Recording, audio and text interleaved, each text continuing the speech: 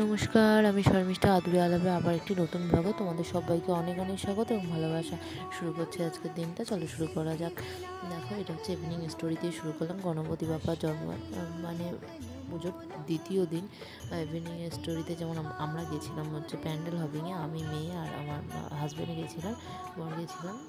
বাড়ির পাশেই কয়েকটা পুজো হয়, তার মধ্যে কয়েকটা প্যান্ডেল তোমাদের সামনে কিছু কিছু সুন্দর মধ্যে তুলে ধরার চেষ্টা করলাম। দেখো, যে প্যান্ডেলটা প্রথমে দেখালাম সেটা হচ্ছে তখন সন্ধ্যা আরতি চলছে, ওখানে প্রচণ্ডই ভিড় ছিল, বাইরেটা পুরোটা কভার করতে পারিনি।